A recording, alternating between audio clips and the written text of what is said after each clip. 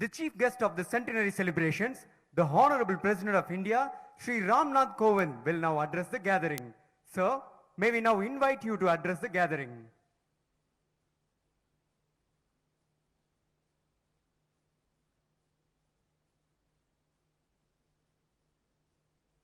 Hero Governor of Tamil Nadu, Banwarilal Purohit, Chief Minister of Tamil Nadu, Thiru M.K. Stalin, Speaker of Tamil Nadu Legislative Assembly, Thiru M. Pavu, Deputy Speaker, Thiru K. Pichandi, Ministers of Government of Tamil Nadu, Members of Parliament, and members of the Tamil Nadu Legislative Assembly, distinguished guests, ladies and gentlemen, Vanakkam.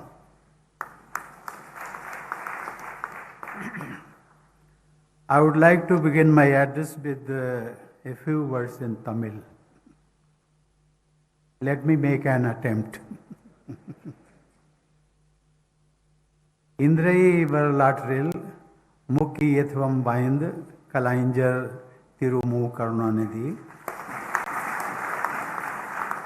Our Galin Uru Padattai Tiruntu Vaipati Limigandr Magarichi Adai Giri. Unmail itu Uru Mukkiyethvam Bindnal. Ladies and gentlemen, it is indeed a momentous day. We are commemorating the centenary of the Madras Legislative Council as it was known then. August is an especially auspicious month in our national calendar as it marks the anniversary of our Independence Day too. In these years, the nation has made great progress on several fronts, and it was made possible by the joint work of people and the leaders of the country. The history of the Madras Legislative Council, as you know, dates back to 1861. An advisory body set up back then bloomed into a law-making assembly in 1921. Under colonial rule, there were, of course, many limitations and challenges on the functioning of such a body. Also, there were numerous separate constituencies based on caste, community, and other parameters. Still, even if partial, it was a move towards a responsible government. Democracy, in its modern form, was returning to the land where it was practiced centuries ago. It was a new beginning heralded by the people of the Madras Presidency, which included Tamil Nadu as well as parts of Kerala, Karnataka, Andhra Pradesh, Telangana, Odisha, and Lakshadweep. Dreams and aspirations of the people of these regions, shaped by the freedom movement, found an expression in the new Legislative Council. In the Justice Party, which won popular mandates in the initial phase, people had a platform to turn their dreams into reality. Ladies and gentlemen, the Legislative Council enacted many forward-looking legislations and also underwent many changes in its early decades. That spirit of democracy remains the guiding light of the state legislature. It would not be wrong to say that this legislature became the fountainhead of many progressive legislations which were subsequently replicated across the country to empower the weaker sections of society and strengthen our democracy. The Madras legislature had sown seeds of a fully representative democracy form of governance which were realized after independence. This legislature can rightly be credited with nurturing the roots of democracy by focusing on governance to uplift the poor and purge social evils. Politics and governance in the region evolved around positive and rational content that targeted the welfare of those living on the margins. Abolition of the Devdasi system, widow remarriage, midday meals in schools, and distribution of agricultural land to the landless were some of the revolutionary ideas that transformed the society. The concept of the welfare state has taken deep roots in this legislature, irrespective of who rules here. Here I would like to quote a few lines from the great Tamil poet Subramania Bharati, who sums up the progressive thinking of the people of Tamil Nadu, and I quote, Mandaram karpom, Vinay Tandaram karpom, Vane Alappom, Kadal Mine Alappom, Chandriya Mandalatu Iyal Kandu Telivom, Sandhi Teru Perukum Satiram karpom. This can be interpreted as, I quote, we will learn both scripture and science. We will explore both heavens and oceans. We will unravel the mysteries of the moon, and we will sweep our streets clean too. Unquote. Ladies and gentlemen, it is indeed gratifying to learn that the legislature has a tradition of honoring the greatest stars of land. The assembly already has the portraits of some of our greatest heroes, Tiruvallur, Mahatma Gandhi, C. Rajgopalachari, C. N. Annadurai, K. Kamraj, E. V. Ramasamy, B. R. Ambedkar, U.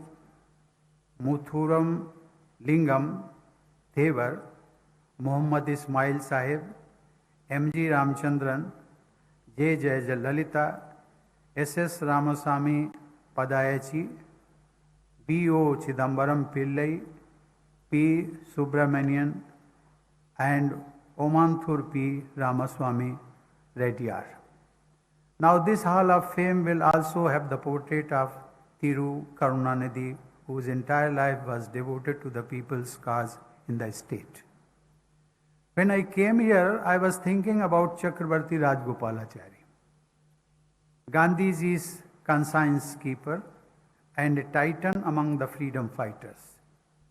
He was the first Indian occupant of the Rashtrapati Bhavan, and his presence graced this august house too. He was the first Premier or Chief Minister of Madras State too. His successors too were exemplary political leaders. Among all Rajaji's successors, however, it is Thiru Karunanidhi who ruled the longest and thus has left a defining stamp on Tamil Nadu. Kalaignar started his political career right in his early teenage years, when India was still fighting for freedom, and he left us only recently. When, as a young boy, fired by ideas, he had started working for the downtrodden, India was in the shackles, exploited under foreign rule for long years, stricken by poverty and illiteracy. When he breathed his last, he must have been satisfied that this land and its people had made astounding progress and development on all fronts. He must have been satisfied too, as he spent every waking hour of his long and productive life in the service of the people of the state and also of the nation. Ladies and gentlemen, what can I say about his contributions to Tamil literature and cinema? What I know is that there are very few political leaders who are so passionate about language. For him, his mother tongue was the object of worship.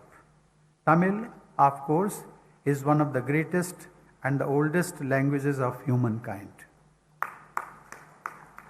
The whole world takes pride in its rich heritage, but it was Karunanidhi who ensured that it was granted official recognition as a classical language. Kalaignar was a leader in a class of his own.